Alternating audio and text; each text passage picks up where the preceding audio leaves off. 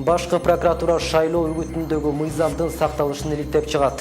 Ал ортодо Жогорку Кеңештин айрым депутаттары Бош райкомдон маалымат алууну сунуштады.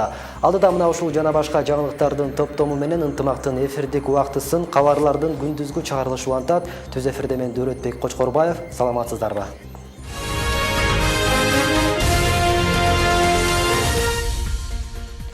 Баш прокурор Индира Жолдубаева президенттик шайлоо өнөктүгү учурундагы мыйзамдуулукту сактоо штабына тапшырма берди. Ага ылайык президентке талапкер Өмүрбек Бабановдун Ош шаарындагы шайлоочулар менен жолугушуусуна бут тосуулар болгон деген арыз даттанууларды иликтейт. Ошондой эле Бишкек гуманитардык университетинин чыгыштан факультетинин деканы студенттерге номер 2 форма менен добуш берүүгө мажбурлаганы тууралуу Токмоктогу медициналык колледждеги шайлоого байланышкан окуяны Араван районунда айыл өкмөттүн үгүтү тууралуу маалыматтарды иликтөөнү да тапшырды. Жогорку Кеңештин бүгүнкү жыйынында депутат Алтынай Өмүрбекова шайлоо алдындагы үгүт иштерине административдик ресурс пайдаланып жатат деп муну токтотууга чакырды. Ал ошондой эле Борбордук шайлоо комиссиясы жана мамлекеттик каттоо кызматы парламентте шайлоочулардын тизмеси шайлоого даярдык боюнча маалымат бериши керектигин кошумчалады. Боршайком төрайымынын орун басары Абдыжапар Бегматов өткөн жумада автоматташтырылган шайлоо системасы боюнча сервердин иши менен таанышууга Жогорку Кеңештин депутаттары чакырылганын, бирок саналуу гана депутаттар келгенин билдирди. Айтымында сервер кишинин кийлигишүүсүз өз алдынча иштейт. Кыргызстанда президенттик шайлоо 15 октябрда өтөт. Кыргызстандын бизнес ассоциациялары президентке талапкерлерге жана коомчулукка ачык кат менен кайрылып, алдыдагы президенттик шайлоону ачык жана таза өткөрүүгө чакырды. Кайрылуу ээлери бул өлкөдө туруктуулукту жана өнүгүүнүн камсыз кылат деп эсептешет. Бизнес биримдиктерди шайлоо өнөктүгүнө тартуу аракетине жол берилбейт деп белгилешкен ишкерлер президентке талапкерлерди коомдогу курч көйгөйлөргө көңүл бурууга чакырган. Алар жагымдуу инвестициялык климат түзүү жана ишкерликти тескөө боюнча мамлекеттик саясатты ишке ашыруу үчүн өлкөдө туруктуулукту сактоо, айрыкча коррупциялык аракеттерде мыйзам үстөмдүгүн камсыздоо. Бизнес коомчулук мамлекет башына жаңы президенттин келиши менен өлкөнүн башкаруу коомдун бардык катмарынын, анын ичинде ишкер чөйрөнүн да катышуусу менен куралат деп үмүттөнүүдө. Жалал Абад шаарында шайлоодогу кошумча тизмеге 7000 адам катталды. Бул тууралуу БШКнын аймактагы өкүлү Дамир Жүндүбаев билдирди. Буга чейин мамлекеттик каттоо кызматы берген маалыматка жалпы шайлоочулардын тизмеси 39 миңге жакын болчу. Азыркы күнгө карата 45 миңден ашуун шайлоочунун тизмеси такталды, деди Жүндүбаев. Кыргызстанда президенттик шайлоо 15 октябрда болот. Бүт өлкө боюнча шайлоочулар 30 сентябрга чейин тизмеден өзүн такташы кажет. Мамлекеттик каттоо кызматынын маалыматына ылайык шайлоочулардын алдын ала тизмесинде 2.914.588 жаран бар.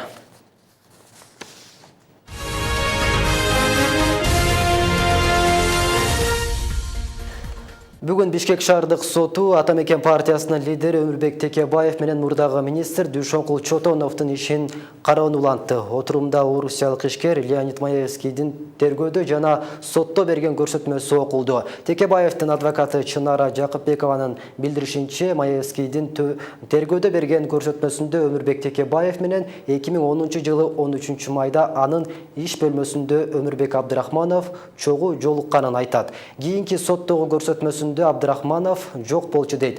Дагы бир көрсөтмөсүндө Текебаев менен Чотонов Мегакомду юбилейине тартуу кылышмак деп айтыптыр. Адвокаттар Маевскийдин көрсөтмөлөрүндөгү дал келбөчүлүктөрдү белгилеп, соттон Маевскийдин кошумча көрсөтмөсүндө окуусун талап кылышат. Сот андан баш тартып, дал келбөчүлүктөр тууралуу жарыш сөздүү айтыларын билдирди. Текебаев жана Чотонов орусиялык жарандан $1 миллион пара алган деп айыпталып, 1-май райондук соту алардын ар биринин 8 жылдан эркинен ажыраткан.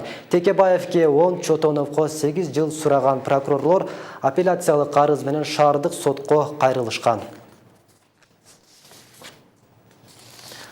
Кубанычбек Кулматов Улуттук банктын төрагасы болуп шайланды. Аны 70 депутат колдоп, 6 депутат каршы чыкты. Добуш берүүнүн алдында жалпысынан 90 депутат каттуудан өткөн Кубанычбек Кулматов депутаттарга ишеним көрсөткөнү үчүн ыраазычылык билдирип, болгон күчүн жана тажрыйбасын жумшап, жакшы иштеп берүүнү убада кылды.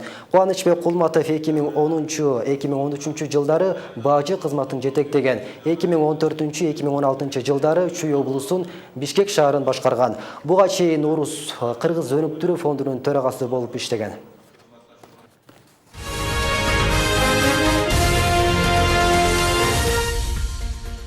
Президент Алмазбек Атамбаев иш сапары менен Орусиянын Сочи шаарына барды. Бул тууралуу өлкө башчысынын маалымат кызматы билдирди.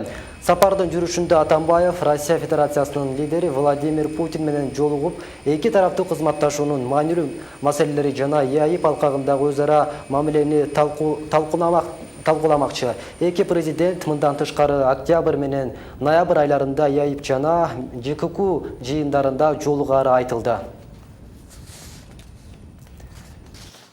Орус тилине макам берүү боюнча демилге көтөрүлдү. Бул мамлекеттин алга жылуусун шарттап, көп тармакта өнүгүүгө жол ачат. Мындай пикирди депутат Ирина Карамышкина айтып, учурда 5 мамлекеттик тилдүү өлкөлөр бар экенин кошумчалайт.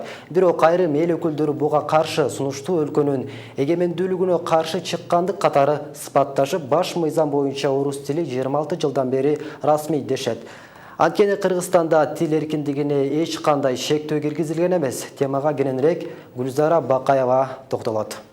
Орус тили дүйнөдөгү 5 тилдин бири болуп, атайын макамга ээ. Кыргызстанда да расмий тил катары кабыл алынып, кадыры жогору. Буга канаттанбаган депутат Ирина Карамышкина орус тилине мамлекеттик макам берүүнү сунуштап, көпчүлүктүн көңүлүн бурду. Максат көп улуттун башын бириктирген өлкөдө бул тилди мамлекеттик кылуу ашыкча кылбайт.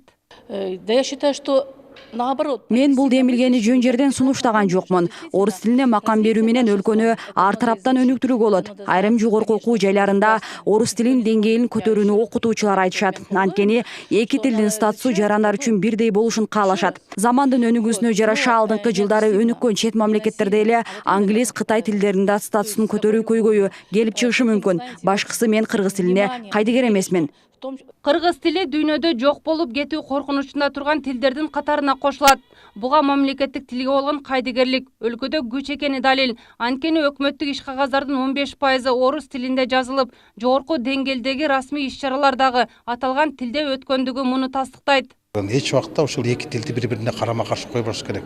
Биз мамлекеттик тилди өнүктүрө албай жатып, анан расмий тилди дагы мамлекеттик тилдеги макам беребиз деген өзү бул аша чапкандык катары кабыл алам. Баш мыйзамда мамлекеттик тилдин статусу мамлекеттик же расмий деп жазылган. Ага ылайык жарандар кыргыз тилинде жана орус тилинде эркин сүйлөөгө укуктуу. Айрым талдоочулардын пикиринде орус тилине мамлекеттик тил макамын берүү эрте, ага азырынча негиз да жок. Биздин республикада башка өлкөлөрдөн айырмаланып, бардык башка тилдерди окуп үйрөнүүгө жакшы шарттар түзүлгөн. Менин оюмча, азыр тилдердин статусун алмаштыруунун эч кандай зарылчылыгы да, муктаждыгы да жок. Быйыл мамлекеттик казынадан 5 миллион сом эне тилди өнүктүрүүгө бөлүнөт. Бирок каражат болгону менен аны жеткиликтүү пайдалануу колго алынган эмес. Ошондуктан мамлекеттик тилден башка тилдерге макам берүү туура эмес деген айрым эл өкүлдөрү жана коомчулук айтышууда. Гүлзара Бакаева, Рустам Алымбаев, Ынтымак, Бишкек шаары. Берүүнүн соңунда сиздерди биздин сайтка чакыра кетейин. Ынтымак чекит KG сайтынан акыркы маалыматтарды, эң кызыктуу видеолорду таба аласыз. Биздин телеканалдан кеткен бардык берүүлөр ошол жака жайгаштырылат. Ынтымакты социалдык тармактардан дагы таба аласыз. Бизди Ынтымак медиа групп деп издеңиздер. Сиздер соңку сааттарга алган жаңылыктар менен тааныштыңыздар. Түз эфирде мен Дөрөтбек Кочкорбаев болдум. Саламатта калыңыздар.